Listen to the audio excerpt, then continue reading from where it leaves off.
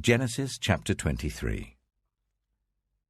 Sarah lived to be 127 years old. She died at Kiriath Arba, that is Hebron, in the land of Canaan. And Abraham went to mourn for Sarah and to weep over her. Then Abraham rose from beside his dead wife and spoke to the Hittites. He said, I am a foreigner and stranger among you. Sell me some property for a burial site here, so I can bury my dead. The Hittites replied to Abraham, Sir, listen to us. You are a mighty prince among us. Bury your dead in the choicest of our tombs. None of us will refuse you his tomb for burying your dead. Then Abraham rose and bowed down before the people of the land, the Hittites. He said to them, If you are willing to let me bury my dead, then listen to me and intercede with Ephron, son of Zohar, on my behalf. So he will sell me the cave of Machpelah, which belongs to him and is at the end of his field. Ask him to sell it to me for the full price as a burial site among you. Ephron the Hittite was sitting among his people, and he replied to Abraham in the hearing of all the Hittites who had come to the gate of his city. No, my lord, he said, listen to me. I give you the field, and I give you the cave that is in it. I give it to you in the presence of my people. Bury your dead. Again Abraham bowed down before the people of the land, and he said to Ephron in their hearing, Listen to me. If you will, I will pay the price of the field. Accept it from me, so I can bury my dead there. Ephron answered Abraham, Listen to me, my lord. The land is worth 400 shekels of silver. But what is that between you and me? Bury your dead. Abraham agreed to Ephron's terms, and weighed out for him the price he had named in the hearing of the Hittites, 400 shekels of silver, according to the weight current among the merchants. So Ephron's field in Machpelah, near Mamre, both the field and the cave in it, and all the trees within the borders of the field, was legally made over to Abraham as his property, in the presence of all the Hittites who had come to the gate of the city. Afterwards, Abraham buried his wife Sarah in the cave in the field of Machpelah, near Mamre, which is at Hebron, in the land of Canaan. So the field and the cave in it were legally made over to Abraham by the Hittites as a burial site.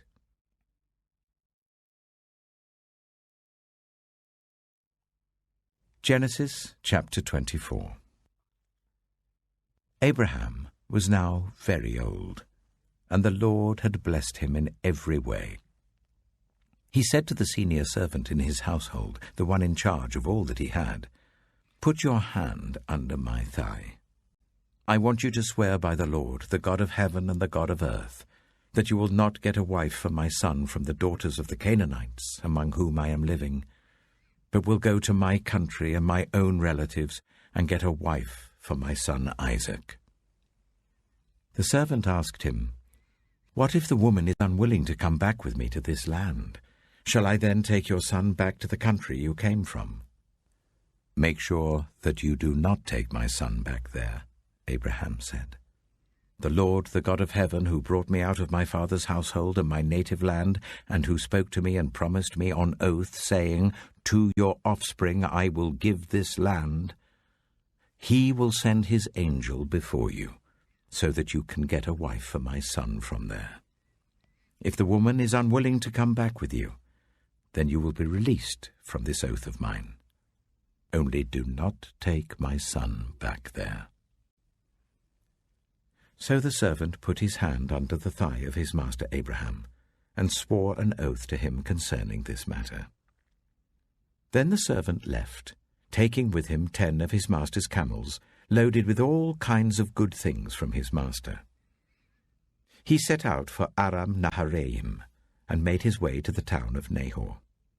He made the camels kneel down near the well outside the town. It was toward evening, the time the women go out to draw water. Then he prayed, Lord, God of my master Abraham, Make me successful today and show kindness to my master Abraham. See, I am standing beside this spring, and the daughters of the townspeople are coming out to draw water. May it be that when I say to a young woman, 'Please let down your jar that I may have a drink,' and she says, 'Drink, and I'll water your camels too.' Let her be the one you have chosen for your servant Isaac. By this I will know that you have shown kindness to my master." Before he had finished praying, Rebekah came out with her jar on her shoulder. She was the daughter of Bethuel, son of Milcah, who was the wife of Abraham's brother Nahor. The woman was very beautiful, a virgin. No man had ever slept with her. She went down to the spring, filled her jar, and came up again. The servant hurried to meet her and said, "Oh, please give me a little water from your jar." "Drink, my lord," she said, and quickly lowered the jar to her hands and gave him a drink. After she had given him a drink, she said, "I'll draw water for your camels too until they've had enough to drink." So she quickly emptied her jar into the trough, ran back to the well to draw more water, and drew enough for all his camels. Without saying a word, the man watched her closely to learn whether or not the Lord had made his journey successful. When the camels had finished drinking, the man took out a gold nose ring weighing a beaker and 2 gold bracelets weighing 10 shekels. Then he asked, "Whose daughter are you? Please tell me, is there room in your father's house for us to spend the night?" She answered him, "I am the daughter of Bethuel, the son that Milcah bore to Nahor." And she added, "We have plenty of straw and fodder, as well as room for you to spend the night." Then the man bowed down and worshipped the Lord, saying, "Praise be to the Lord, the God of my master Abraham, who has not abandoned his kindness and faithfulness to my master. As for me, the Lord has led me on the journey to the house of my master's relatives." The young woman ran and told her mother's household about these things. Now Rebekah had a brother named Laban, and he hurried out to the man at the spring. As soon as he had seen the nose ring and the bracelets on his sister's arms, and had heard Rebekah tell what the man had said to her, he went out to the man and found him standing by the camels near the spring. "Come, you who are blessed by the Lord," he said. "Why are you standing out here? I have prepared the house and a place for the camels." So the man went to the house, and the camels were unloaded. Straw and fodder were brought for the camels, and water for him and his men to wash their feet. Then food was set before him.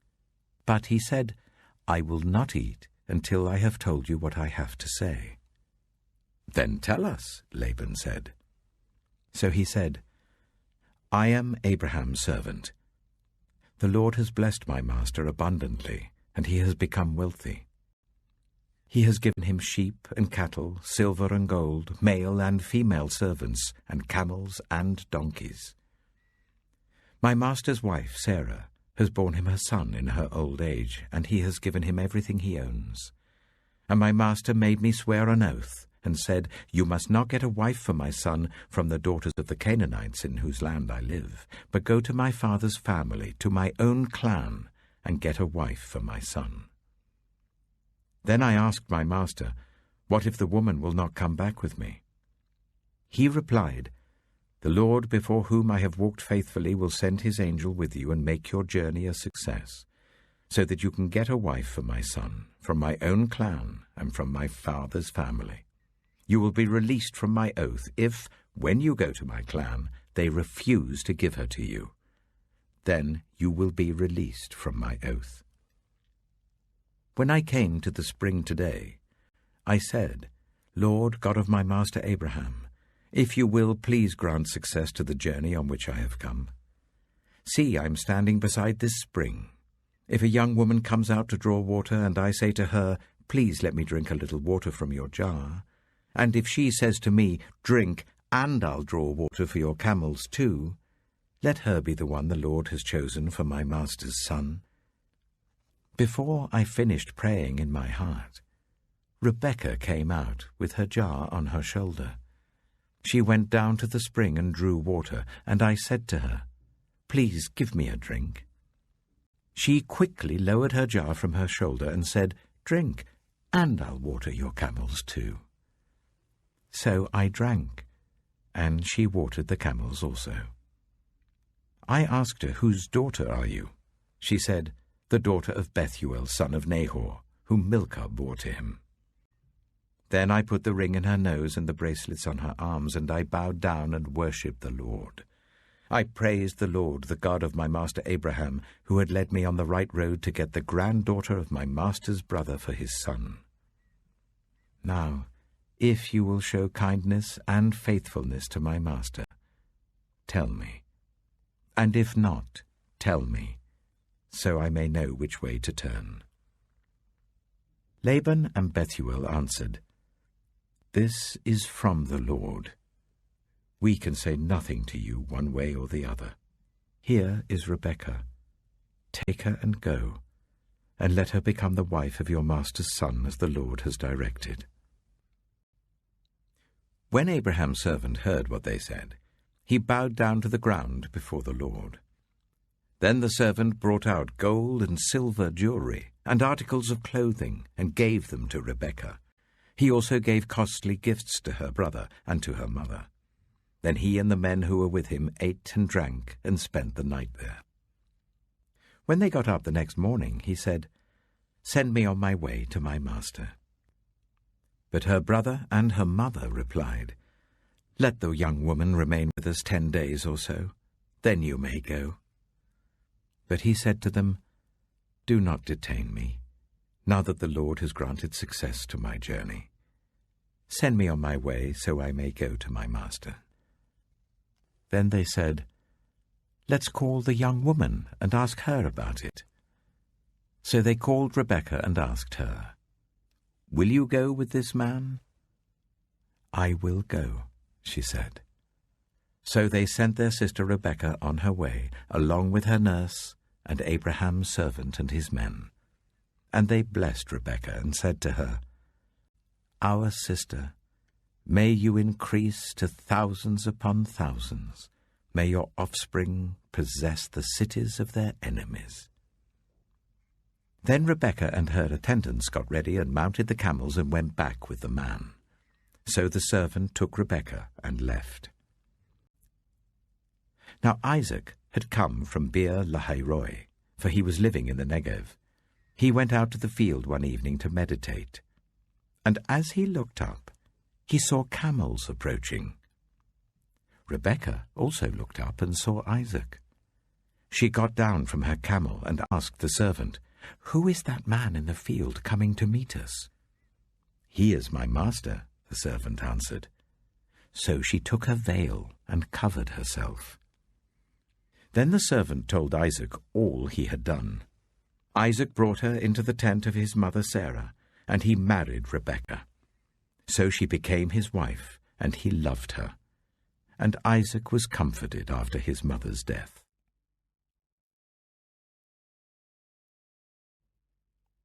Genesis chapter 25. Abraham had taken another wife, whose name was Keturah.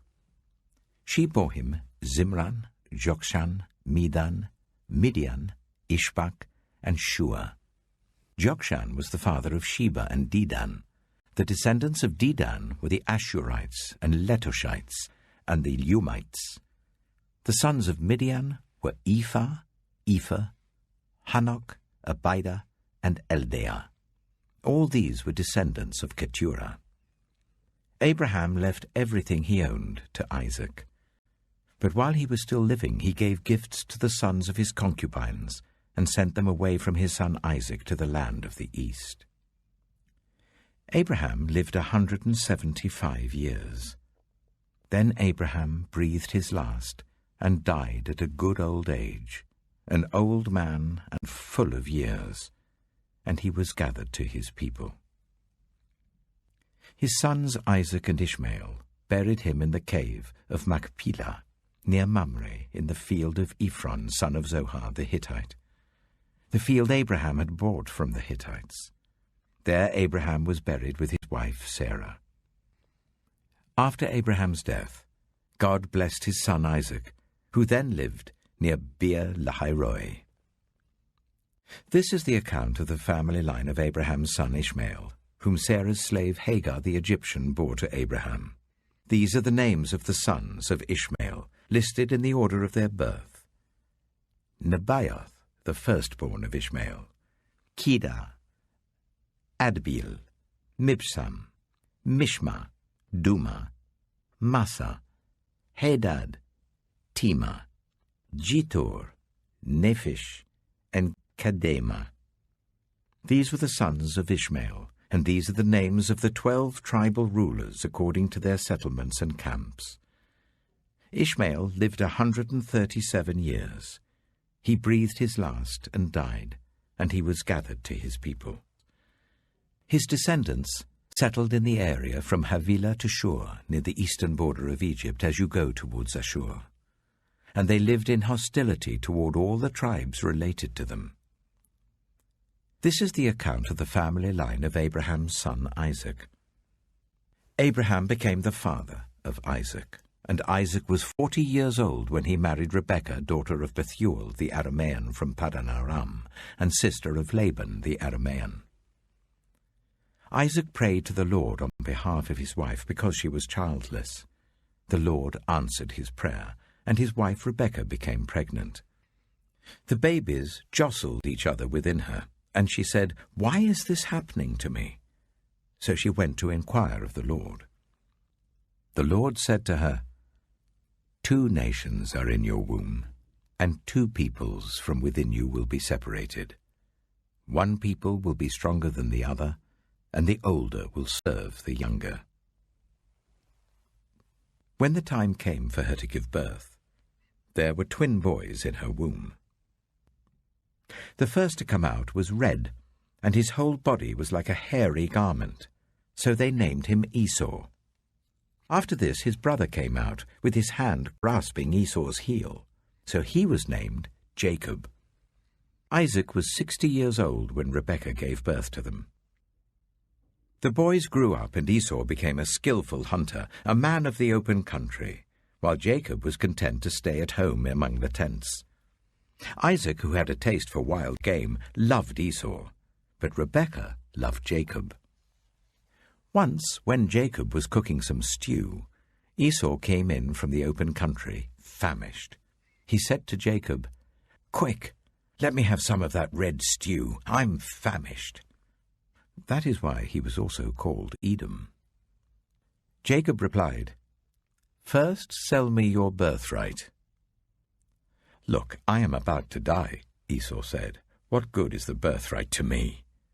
But Jacob said, "Swear to me first." So he swore an oath to him, selling his birthright to Jacob. Then Jacob gave Esau some bread and some lentil stew. He ate and drank, and then got up and left. So Esau despised his birthright.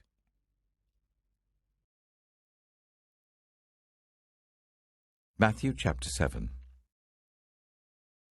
Do not judge, or you too will be judged. For in the same way as you judge others, you will be judged, and with the measure you use, it will be measured to you. Why do you look at the speck of sawdust in your brother's eye and pay no attention to the plank in your own eye? How can you say to your brother, "Let me take the speck out of your eye," when all the time there is a plank in your own eye? You hypocrite! First take the plank out of your own eye, and then you will see clearly to remove the speck from your brother's eye. Do not give dogs what is sacred. Do not throw your pearls to pigs. If you do, they may trample them under their feet and turn and tear you to pieces. Ask, and it will be given to you. Seek, and you will find. Knock, and the door will be opened to you.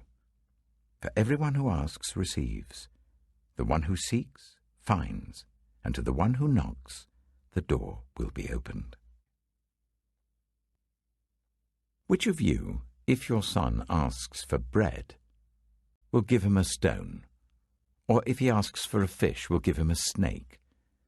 If you then, though you are evil, know how to give good gifts to your children, how much more will your Father in heaven give good gifts to those who ask him? So in everything, do to others what you would have them do to you. For this sums up the law and the prophets. Enter through the narrow gate, for wide is the gate and broad is the road that leads to destruction, and many enter through it. But small is the gate and narrow the road that leads to life, and only a few find it. Watch out for false prophets. They come to you in sheep's clothing, but inwardly they are ferocious wolves. By their fruit you will recognize them. Do people pick grapes from thorn bushes or figs from thistles? Likewise every good tree bears good fruit, but a bad tree bears bad fruit. A good tree cannot bear bad fruit, and a bad tree cannot bear good fruit. Every tree that does not bear good fruit is cut down and thrown into the fire. Thus, by their fruit, you will recognize them. Not everyone who says to me, Lord, Lord, will enter the kingdom of heaven, but only the one who does the will of my Father who is in heaven. Many will say to me on that day, Lord, Lord, did we not prophesy in your name, and in your name drive out demons, and in your name perform many miracles? Then I will tell them plainly, I never knew you. Away from me, you evildoers. Therefore, everyone who hears these words of mine and puts them into practice is like a wise man who built his house on the rock. The rain came down, the streams rose, and the winds blew and beat against that house, yet it did not fall, because it had its foundation on the rock.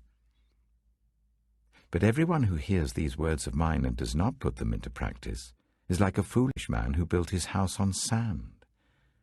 The rain came down, the streams rose, and the wind blew and beat against that house, and it fell with a great crash. When Jesus had finished saying these things, the crowds were amazed at his teaching, because he taught as one who had authority, not as their teachers of the law.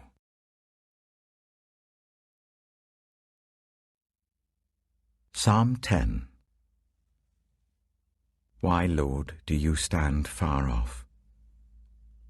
Why do you hide yourself in times of trouble? In his arrogance the wicked man hunts down the weak, who are caught in the schemes he devises. He boasts about the cravings of his heart. He blesses the greedy and reviles the Lord. In his pride the wicked man does not seek him. In all his thoughts there is no room for God. His ways are always prosperous. Your laws are rejected by him. He sneers at all his enemies. He says to himself, nothing will ever shake me. He swears, no one will ever do me harm.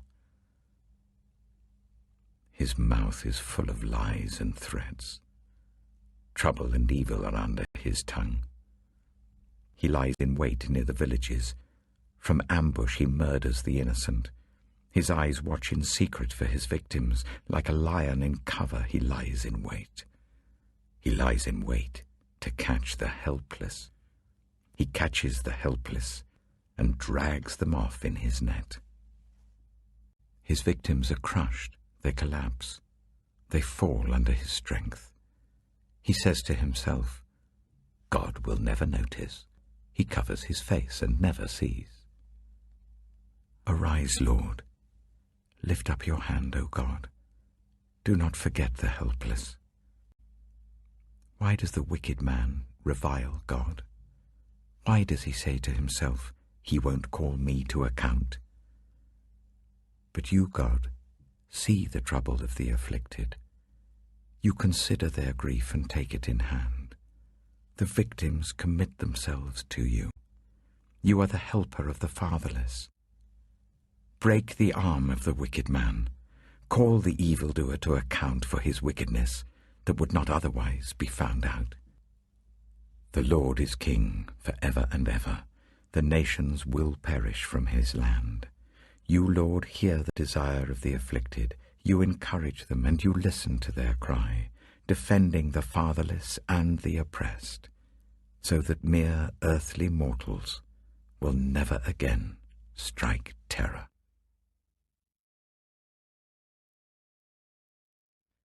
Proverbs chapter 10. The Proverbs of Solomon. A wise son brings joy to his father, but a foolish son brings grief to his mother.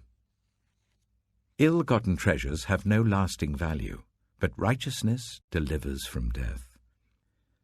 The Lord does not let the righteous go hungry, but he thwarts the craving of the wicked. Lazy hands make for poverty, but diligent hands bring wealth. He who gathers crops in summer is a prudent son, but he who sleeps during harvest is a disgraceful son. Blessings crown the head of the righteous, but violence overwhelms the mouth of the wicked. The name of the righteous is used in blessings, but the name of the wicked will rot. The wise in heart accept commands, but a chattering fool comes to ruin. Whoever walks in integrity walks securely, but whoever takes crooked paths will be found out. Whoever winks maliciously causes grief, and a chattering fool comes to ruin. The mouth of the righteous is a fountain of life, but the mouth of the wicked conceals violence. Hatred stirs up conflict, but love covers over all wrongs. Wisdom is found on the lips of the discerning, but a rod is for the back of one who has no sense. The wise store up knowledge, but the mouth of a fool invites ruin. The wealth of the rich is their fortified city, but poverty is the ruin of the poor. The wages of the righteous is life, but the earnings of the wicked are sin and death. Whoever heeds discipline shows the way to life, but whoever ignores correction leads others astray. Whoever conceals hatred with lying lips and spreads slander is a fool. Sin is not ended by multiplying words, but the prudent hold their tongues. The tongue of the righteous is choice silver, but the heart of the wicked is of little value. The lips of the righteous nourish many, but fools die for lack of sense. The blessing of the Lord brings wealth, without painful toil for it. A fool finds pleasure in wicked schemes, but a person of understanding delights in wisdom. What the wicked dread will overtake them. What the righteous desire will be granted. When the storm has swept by, the wicked are gone, but the righteous stand firm forever. As vinegar to the teeth and smoke to the eyes, so are sluggards to those who send them. The fear of the Lord adds length to life, but the years of the wicked are cut short. The prospect of the righteous is joy, but the hopes of the wicked come to nothing. The way of the Lord is a refuge for the blameless, but it is the ruin of those who do evil. The righteous will never be uprooted, but the wicked will not remain in the land. From the mouth of the righteous comes the fruit of wisdom, but a perverse tongue will be silenced. The lips of the righteous know what finds favor, but the mouth of the wicked only what is perverse.